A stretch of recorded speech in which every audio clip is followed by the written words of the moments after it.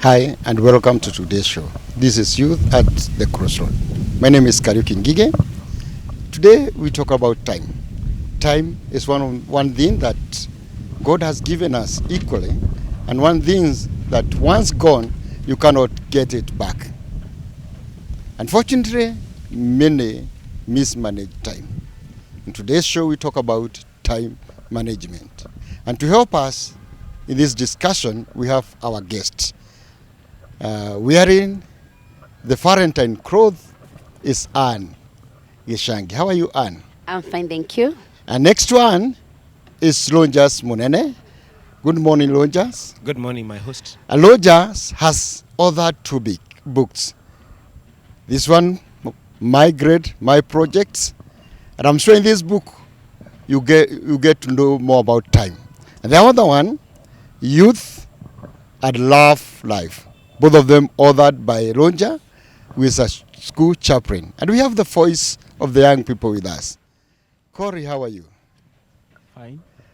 Kiama I'm very fine. and Mudhoni. I'm all right. So we talk about time. And before talking about time, we need to redefine what time is. Anne, a teacher, can you help us to redefine what time is? All right, time is a resource that we use. Also, it's a resource that is given by God so that we can use. And now when we come to time management, it means how we use that resource for the most effective gain, for the maximum gain. So the time that we have been given by God, how well do we use it so that we can have a maximum gain? So that is what we'll be talking about and talk about time. Otherwise, time itself is every minute that crosses, every second that crosses, every hour that passes to make a day, to make a week, to make a month. That is time. But now how to manage it is how well did I use that time so that I can have the most effective gain. So time is a resource that cannot be reused. Once it is used, it is spent. Once it is spent, you cannot have it back. So it is a resource which you must use effectively so that you can have maximum gains. Time is a resource that we use to get the maximum gain. Rogers, Yes. that means that once you are given a certain amount of time, you can have minimal gain or maximum gain. Yes, elaborate on that. Yes. Now, to maximize or minimize on time, one needs to be very careful with the accountability of the time that they have been given. Now, this calls for having a program, having a schedule, or rather having some few tools that helps you measure the extent of the time that you're using or the value of the time that you have been given. Now, so many people are not able to manage this resource, as Mwalim Ann says, because of these reasons. One, because they don't have a time scheduler. They don't have a timetable. They don't keep a diary. Three, so one, they don't have a schedule, which is also a timetable. Two, they don't have that what is called an accountability partner, someone who is watching over how they are using that time, and so they get careless, and because they don't want to be accountable of how they used the time given to them, and lastly because they are lazy. Because they are easy. Yes. There is something that you said, that one is accountable for the time, how he uses his time. Accountable to who? Well, accountable one to God Himself, Who gave you time? who gave us time, and in one day He has given us 24 hours. In a week He's given us 7 days. That God, one accountability to God. As the Bible is telling us, there is time for everything. Now, were you able to divide all the things that you're supposed to do in the time given to you? Number two, accountable to your own self. Will you be able to justify the time that you are given and say, this is how I used the time that I was given, and it helped me add some value to myself? And lastly, to the other party concerned, because again, you don't use time just for your own benefit. It also concerns others. In the case of a learner, it's not just about God, it's also about parents, your parents. It's also about your teachers and any other person who is concerned about your well-being. So there is that bit of being accountable. Being accountable. Yes. I like the way you put it, and I agree with you 100%. Marim Ann, Yes. you talked of maximizing the time that the Lord has given us. Unfortunately, I'm not sure we are able to maximize the end result of how we use the time that God has given us. And as a teacher, I would like you to help us.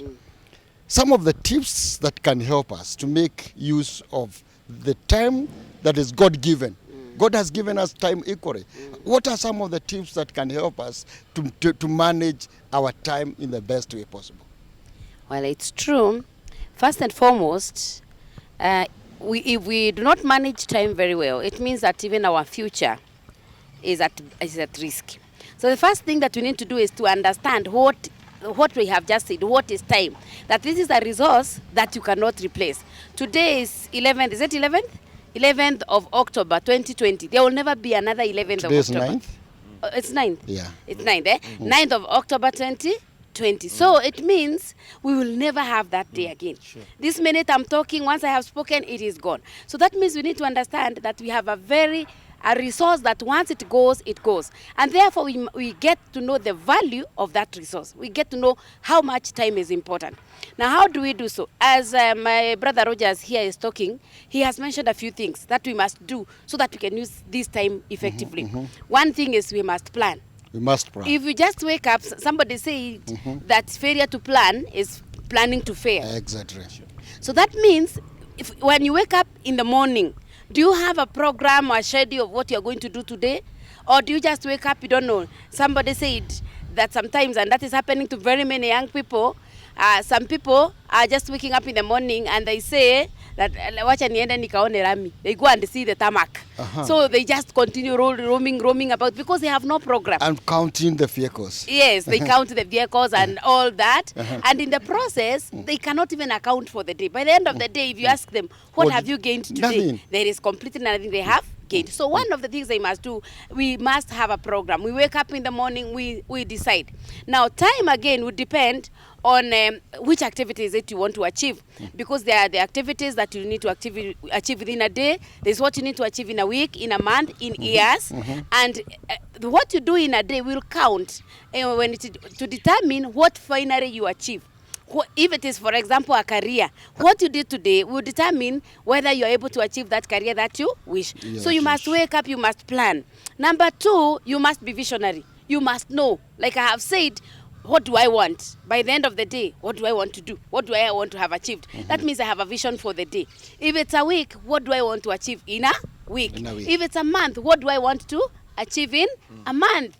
If it's in a career, what do I want? Those of us in high school, after 4 years, what do I want to achieve? So if you have that from the very first minute you enter Form 1, and you keep that vision clearly, like the Bible says we write our vision in bold letters. If we have that vision very, very clearly, then we work towards it. Achieving it. Yes. If it is the youth and you want to do some investment, how are you spending your shilling today? Can that shilling be kept? Can you be able to save it so that you can be able to use it to gain that investment that you want? So those are some of the things we need to do. Those are some of the things that we need to do. Yeah. Let us come to Rogers. Mwarimwana has mentioned to us some of the tips that can help our youth, and I'm sure we are not only talking to the youth, to manage their time. I don't know whether you have something to add on some of the tips that can help our young people manage their time effectively. Just a brief contribution to support Mwalimu Ann. In the goals that are presented to us, we have long goals and short-term goals. Okay. We ought to acknowledge that what will make us achieve those long-term goals is how we've been careful with the time that God has given us and how we have used it in our long-term goals. Now, something very unfortunate happens. And among the people who are badly hit by this are our youth and teenagers, whom are our target in this show. They have dreams that ends up becoming wishful thinking because they did not bring about the procedures, the steps that they are to take towards accomplishing that target. Let me give an example. Going down to a student or rather a learner who is either in primary school or even secondary school. Any learner, when you go to them, Molim, they will give you the target of the marks they want to get at the end of their class, primary school course, or rather the grade they want to get at the end of their high school course. And a student will tell you, I want to get myself an A minus, a B plus. Where are they by that time? They are in Form 1 or even in Form 2. But they don't want to answer the question on where are you now? And what are you doing to get there? those grades. That what you get now is a telltale sign into whether you are headed to the main goal. So do we have the tools that helps us check on whether we are headed to the main target? And so this helps us now, or rather this a charge and a challenge to each and every one of us to reach down and know the steps that we ought to take headed to the main goals that we want to get after all is said and done. Okay, we have the voice of youth with us, and we have heard from our guests. And I want to go to them and so that they can tell us, do youth have programs? Do youth have goals? Do youth know where they are going? I see Modon smiling. When you are youth leaders, tell us, do youth have programs? Do they know where they are going? Or they are just going aimlessly, as Marimwan told us? Youths have goals, and let's say maybe in the beginning, and everybody has their schedule, and maybe you want to there are those who give themselves 3 months, 1 week, 1 year. January, you're like, by the end of the year, I want to achieve this, or by the end of the week, I want to achieve this. But at the end, you find sometimes you have not achieved. Okay, do they follow the plan that they have read for themselves, or just they go? Yes, they do. You are sure? Yes, they do. Okay, let's hear from Kiama. Yeah. Do you have goals, or do they follow the timetables that they have? Of course, personally, I'm young. I also have goals, and because I know ultimately I'm responsible for my own life, there is a time that I have to follow up a strict time. Let me not. I'm not talking about Kiama. Yeah. And I don't want you to talk. You are at Embu University. Yeah. And you know the student at Embu University. Yeah. Do they really follow the program that they have read, ama wanakibia dakika ya mwisho kufanya assignments? Kufanya, lakini wale wengi they don't. Because of course hatuwezi kuwa the same. Kwa hivyo siwezi sema ati tuna following, of course hakuna mwenye Wengi they don't follow. Hata ni 80% they don't. Yeah. Okay, we come to Cory. I know you have gone to 2 colleges. Yes. And you have experience in the two colleges, one at Nairobi, the other one at St. Andrews Kabare. Yes, do people follow their program or the timetable that they have read? I can echo the ones of Kiama and say some follow, but most they don't. We go to pastoral visitation. We find youth sitting around in the streets, roaming around. Venye mwalimu amesema wanaenda kuona rami. Many of them wanasema wameenda kutegea. Wanaenda kutegea huko. So most of them, they wake up in the morning, go out, sit on the streets, wait for the lunch time, they go back home, they take lunch, bado wanarudi. So most of them, they don't have a vision that they have set a goal that they want, because when you have time and you manage time, you must have a vision. By after 5 years I want to be somewhere. You work on that. So I think it is lack of vision that makes them to waste time. Because mtu ana vision, you can roam around and just go back home. Kesho yake uamukie tena, maisha inaendelea. So most of them, they don't have a plan, or they don't plan for the work that they want to do. Wengine wanajipatanga inawapata wanatembea na rien. Inawapata kwa nini? Okay. Kwa maisha. Thank you. Before we go for our first break, Mwalimu Ann, I read a statement somewhere that goes that time is what we need most, but then it is what we use worse. How true is that statement? That statement is very, very true. Because many times, almost everybody, by the way, it's not only with the youths, even the mature people. Ask somebody on 1st January, they will tell you this year, I am going to achieve this and this and that. But that will last for just a few days and then it is forgotten. Why? Because there are so many distractors. We allow distractors to come on our way. Maybe you had planned today as a youth, I will wake up, maybe you're in school, and today I will study this. And then a friend passes by and anaenda kuona rami. So then you realize, I think it is more interesting and easier to go and see the rami than study here. Of course, books are not very, very, very interesting. So in the process, we end up wasting time. So many times, the time is a very important resource. And like I said from the beginning, it is a resource that can never be recovered. But then, because we don't understand that, we continue doing what is not right, and we end up not spending the time as we should. We use it not in the best way possible. Yes. Viewers will be coming back, and once we come back, we still continue with this statement that time is what we want most, but it is what we use worse. And as we come back, we'll be addressing that and the distractors that will distract us during in time management. Thank you. Let's go for a break.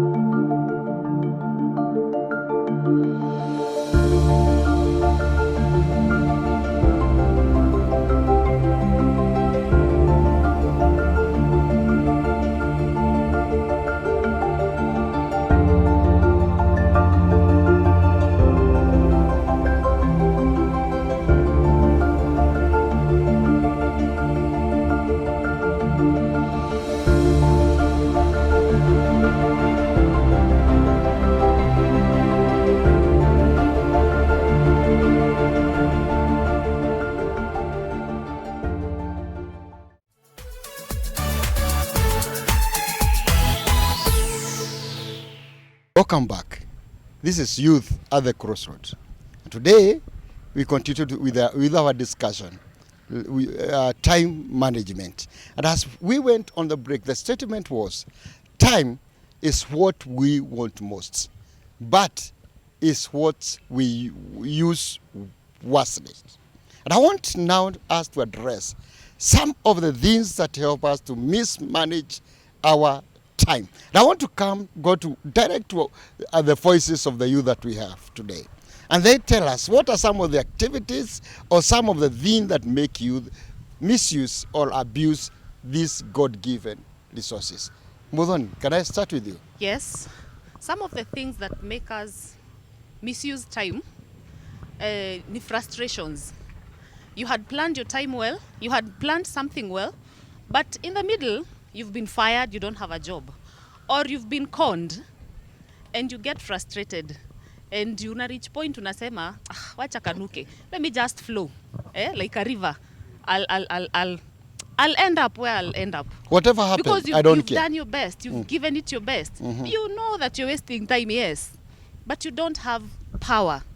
You feel you just let yourself flow.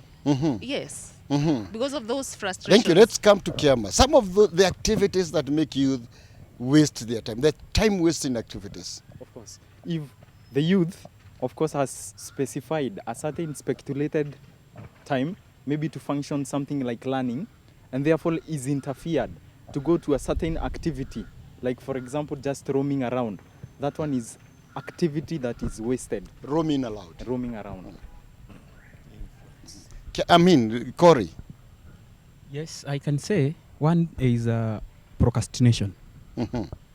You want to do something today, but unaiangalia hivi unasema, no, I can do it tomorrow. It can wait.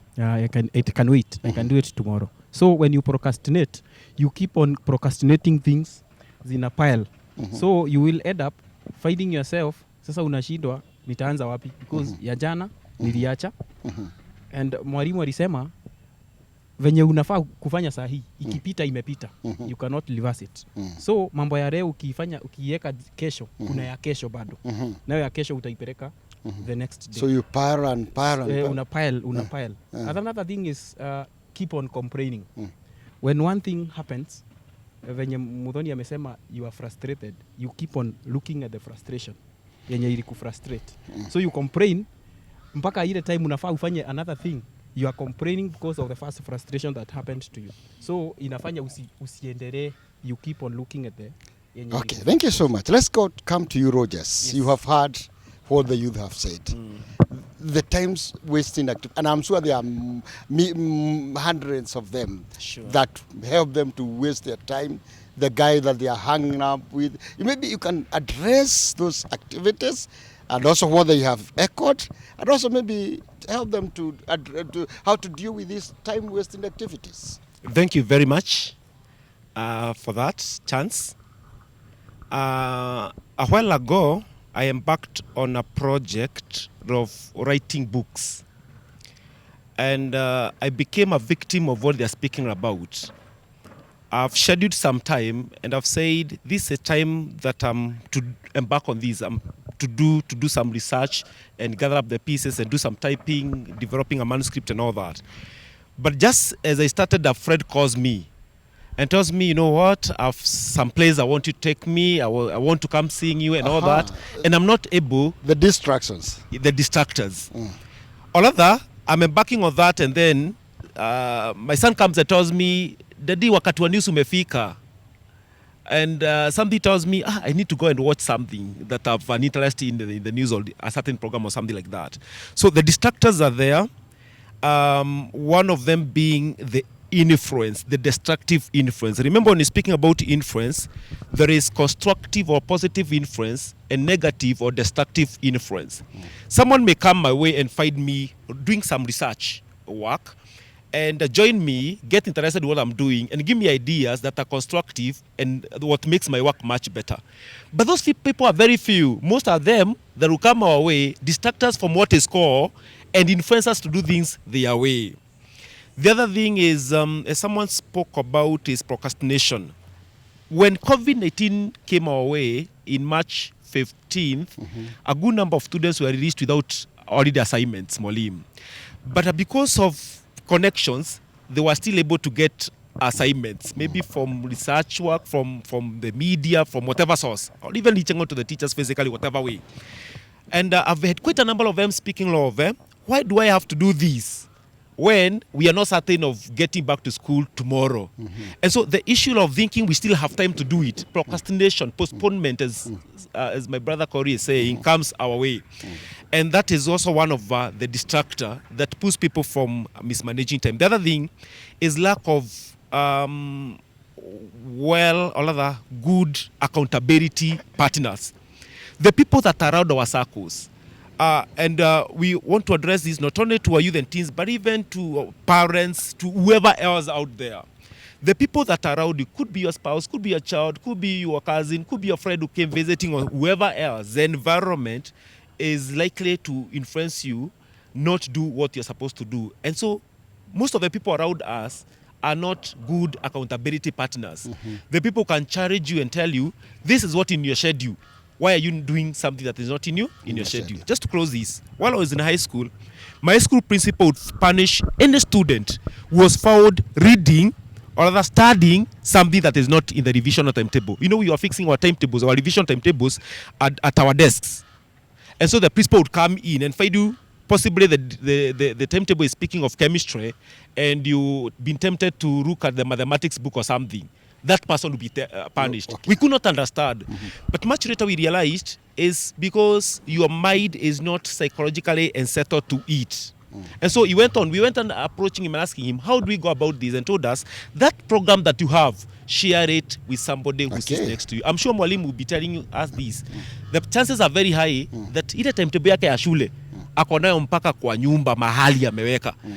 Possibly ameshare na somebody else who keep on checking on her. Let's hear from her. Yes. Mwalimu, welcome and help us. These time-wasting activities, the distractors, if you have some you can mention, and then help us to how can we deal with these distractors that are coming on our way to help us destroy these God-given resources.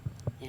Okay, thank you. So maybe if I start with with some of the distractors, sometimes we have unnecessary relationships or Unnecessary. relationships that are not good. Godly. Or even godly. Yeah. Sometimes it might not even be a sin to have that friend, but maybe this friend is not helping you achieve your dreams.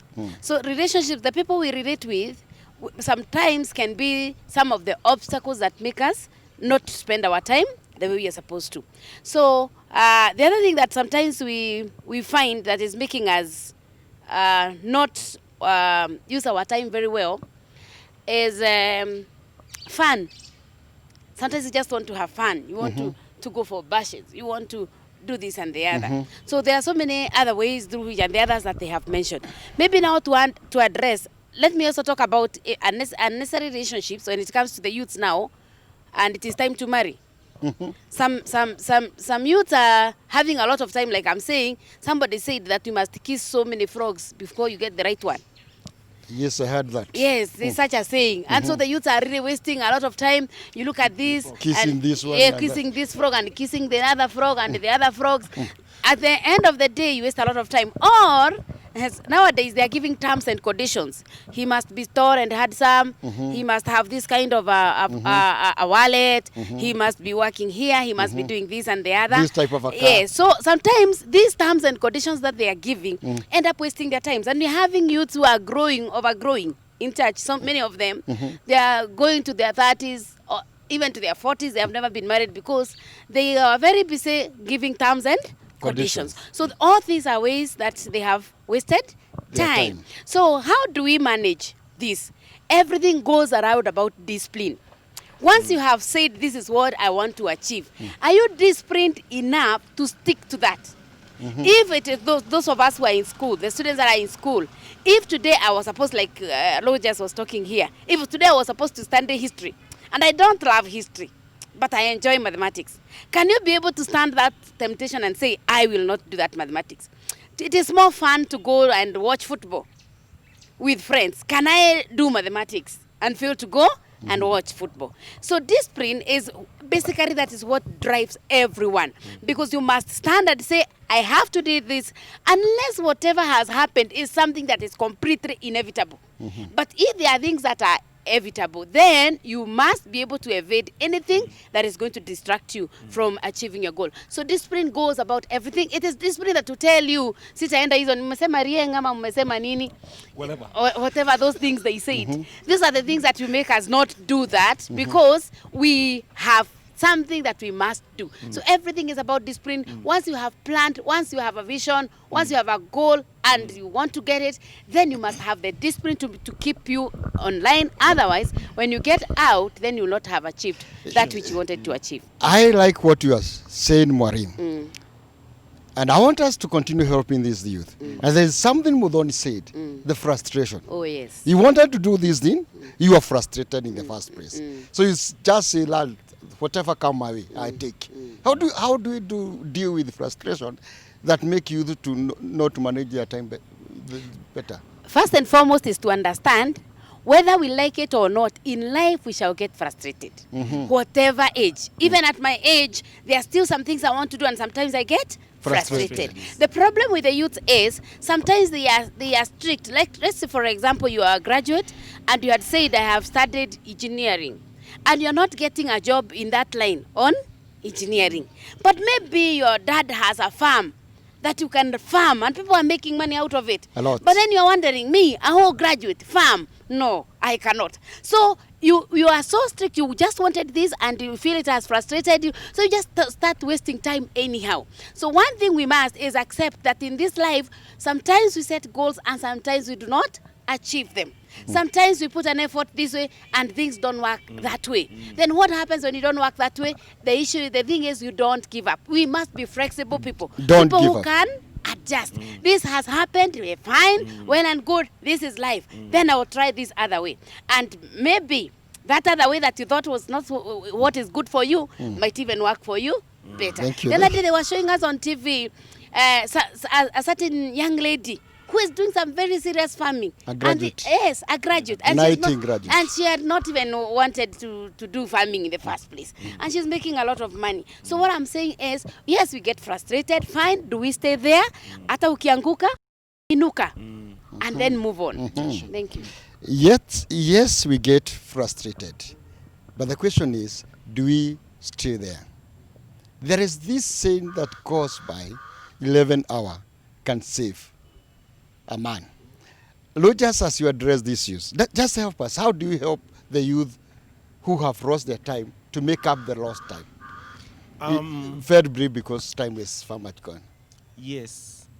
I have a principle that every morning I will have the list of things to do. Then in the evening, I will check on whether my list of things to do have been accomplished. And then I'll know what to take up the following day and what to leave at that. Okay. Now, all that calls for intrinsic motivation. What I hear from you is that have a checklist, the things that you need to do, and then in the evening, do a checklist, whether you have done those things. I want to go to Modoni. Within 30 minutes, your last word. I'll say, don't give up, press on. Don't give up, press on. Yes. Kiama. Time is gold and is money. So be disciplined and adhere to it. Be disciplined. Yeah. Corey. Thank you. I can end by saying Psalms 90 and verse 12. So teach us to number our days so that we may have a heart of wisdom. Thank you so much. Lord, just your last words. I would charge and encourage our young people not to be lazy and not to limit themselves. Not to be lazy and not to limit themselves. Maureen? I ask the youth, just do what we have said. Manage time, and the future is bright. Manage time, and the future is bright. We are coming to the end of this show, and you have heard it from our able guest. Time is a God-given resource that we must use and use it wisely. The book of Ephesians chapter 5 and verses 15 and 16 says, be careful how you live, not as unwise, but as wise, making use of every opportunity that the Lord has given you. And I want to add with this saying, be active as a bee and go for the honey, or be lazy as the fly and go for the waste. Until next time, I am Kariuki Ngige.